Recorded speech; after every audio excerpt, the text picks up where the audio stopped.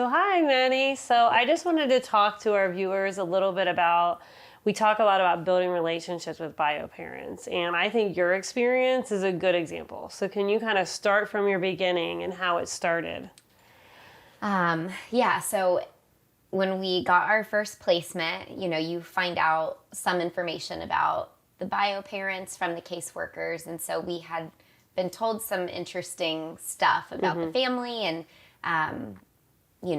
the perceived ideas of them that the caseworker had, what was going on with the case. So we were automatically set up to be a little hesitant and uncertain of what they were like. Pretty quickly on, after a visit, just 2 weeks in, the bio dad, made some sort of claim or allegation and had said that he thought that his daughter was being harmed. And so I had to take her to the hospital and have her inspected and talk about how you felt, because I remember you reaching out to me. How did that feel to you? It felt not great. I'd never once been in that situation where I'm having to save myself or claim or have people clear my name and show or prove that I haven't harmed one of my 3 biological kids. Right. So having to go to a hospital, ask a bunch of doctors or nurses to get in writing and make a statement that she wasn't harmed, that they saw no evidence of child abuse or injuries. That was a humbling experience, and I was really mad and upset that I had to do that. Right. You've only been doing this for a couple weeks. Yeah. You're doing this to help children and help families. Yes. And you get that accusation. So then the whole time, you think how ungrateful of this family, they don't realize how great we are. Right. They don't know you.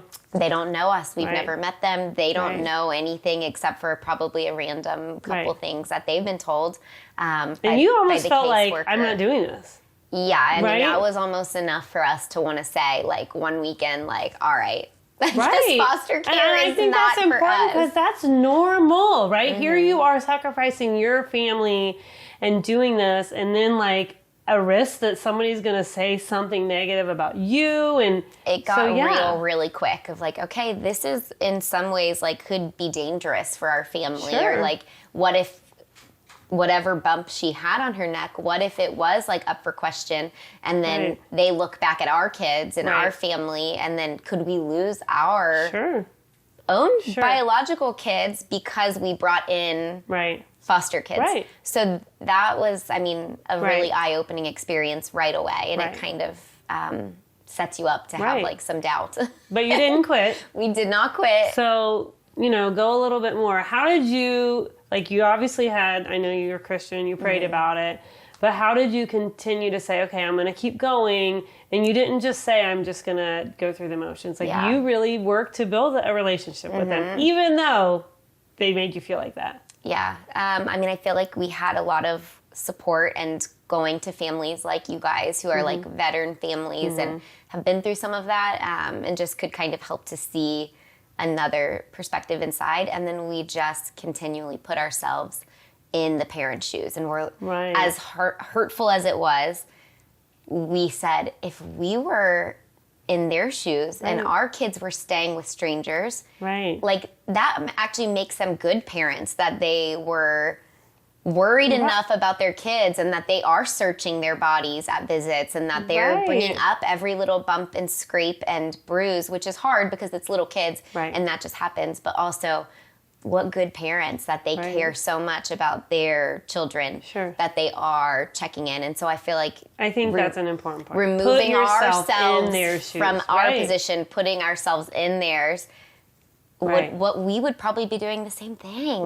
We would be checking on our kids to make sure that they are safe, because you don't trust that the caseworkers are doing that, and whoever strangers your kids are living with, you can't trust people. And then I remember a little bit later, you still were having it, but then you were at the hospital with the baby, right? Mm-hmm. And the bio parent, you were there with them, right? Yeah. How did that feel, and how did you get through that? And going back, so after that happened, we decided, why don't we start to write letters and send letters to visits so that the dad, at the time it was just the dad in visits, so that he could read them. Because in Hamilton County, you don't ever see them. We never saw them. We dropped them off in an alley. The caseworker picked them up from the alley and took them up to a room, and that was that. The bio parents entered in through a whole different entrance, so there was no crossover that we could ever see them. What was in the letters? Like, what kind of things did you write to them? I mean, basically just kind of giving updates on our week. Here's what we've done. Haley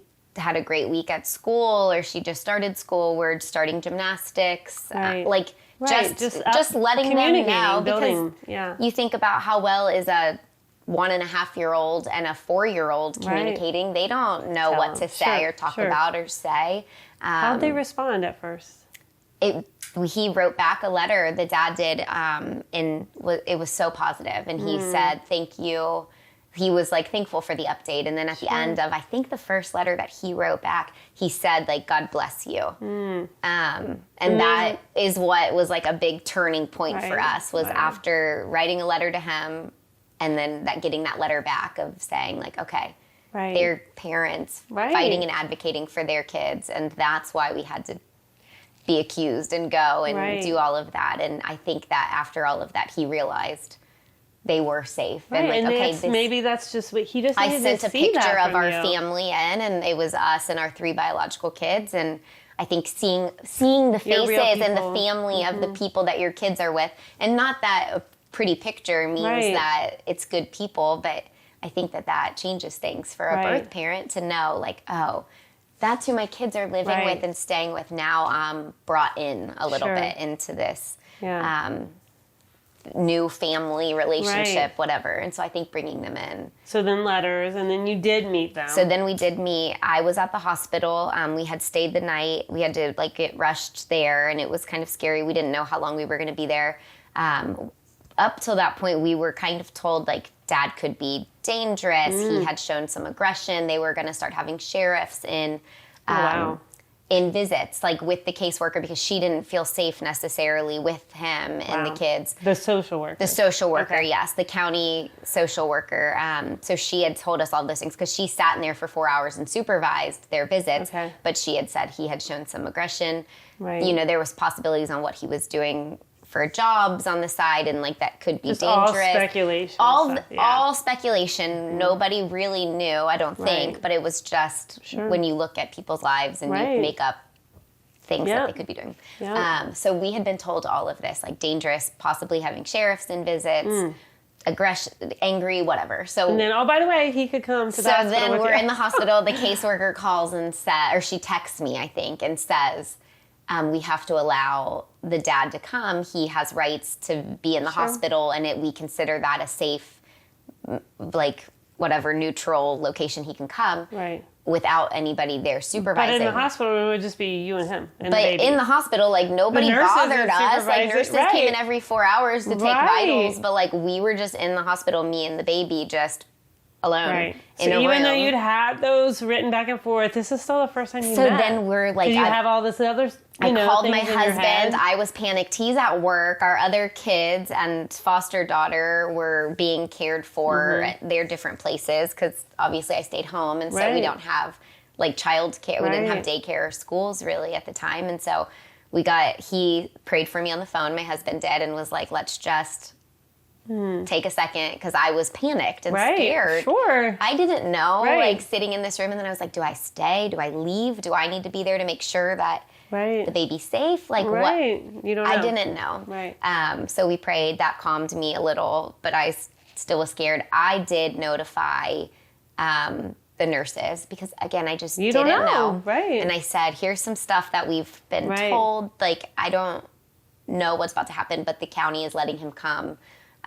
So they notified the hospital social worker, who then kind of notified, I guess, some security. So people like were aware that he was coming, and which now in hindsight I'm like, how sad is that? It makes me almost want to cry. Like that now you know him. I like red flagged like this whole hospital. So when he walked in, like people were like watching, like, oh, this I think might be dad. And so I didn't know what to expect of him walking in the room. Go back, he walks in, super humble, super nice, really quiet. he was dressed really cool. Not that dress matters or like what he looks like, but he was young. He's the same age as me, come to find out. Wow. I was expecting like, I don't know what I was expecting, but somebody older maybe and scary looking. And he was like wearing a normal person. Cool Nike shoes and normal like young 30-year-old guy. And imagine this guy. He's meeting you for the first time, this stranger that has his children. Exactly, into a room. Did so like you both stop of and us, think of that, or afterwards think about that? Because I know you had said you used that strategy to put yourself in their shoes. I think that, like we thought like this is, ultimately like I was so upset and like, again, mad, angry, upset. I thought like I was being put in danger and that nobody cared, like the county didn't care. And then in hindsight, like an hour of hindsight right after it had happened and I left the room and kind of like paced around outside to give them privacy, I realized like this is actually such a blessing. Right. And like how great that we finally are getting to meet in person. And we did not talk much. It was very uncomfortable. For both of you, right? For both of us, because I didn't know when he was, I guess I knew he was coming, but I didn't know a time because I couldn't communicate with him. They just said, Dad says he's coming. Right. So it was like a longer time, just kind of sitting and waiting in a chair, like for that moment of him to walk in. So there was a lot of like anxiety and anticipation of buildup. But then after the fact, we both kind of like looked at each other. I introduced myself and then I quickly like stepped outside of the room because at the end of the day, he wasn't there to see me. Right. And he didn't care about me. He was his sick baby. Right. I mean, imagine you're a mom.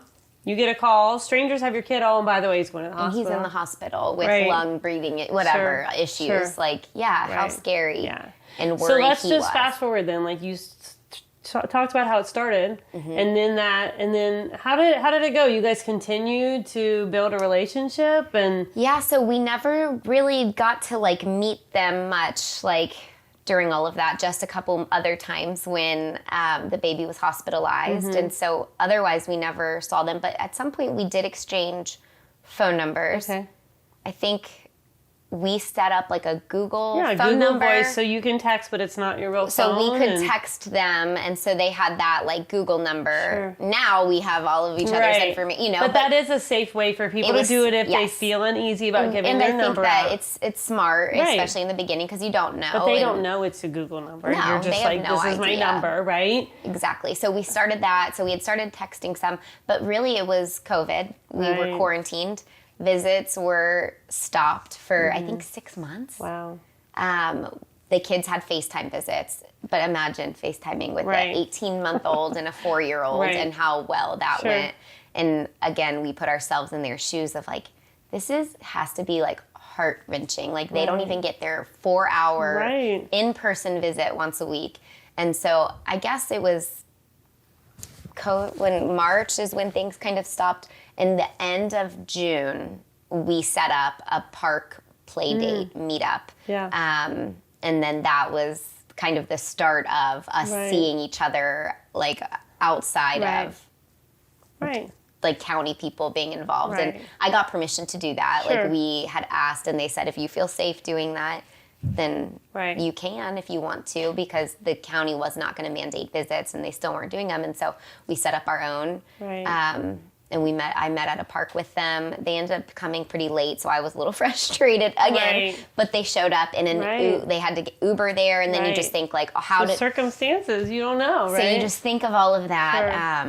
And again, put yourself in their perspective, but they got there regardless of what happened, even though it was late. And it was good. I ended up going like on a walk, a run, and giving them privacy, but I kind of kept them in vision the whole time.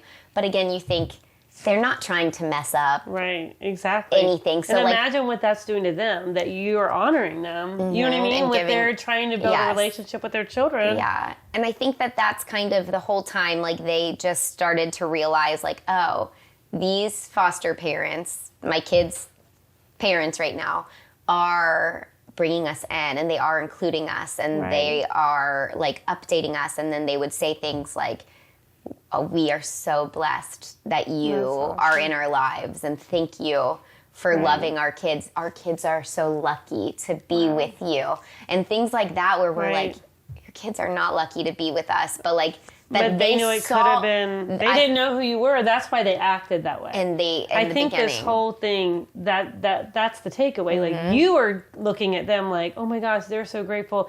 But think about what you thought in the beginning. And I think so many times foster parents, you're going to hear from the county worker, and of course you're going to think, oh, this is how it is. But they don't always know these people, right? They have so many cases, right? So they have a little bit of facts. Yeah. And I think that you really sticking it out and taking the time to build that relationship and continually looking at it. How would I feel, right? If these were my kids. And I think that's so important. And you find yourself in that position. Like, Right. how would you want to be treated? Right.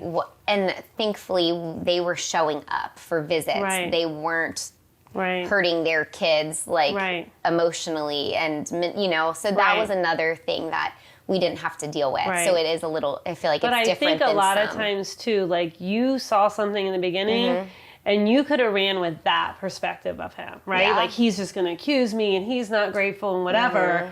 But you didn't stop, right? Yeah. You wrote that and you opened the door for him to come back and be a part with you.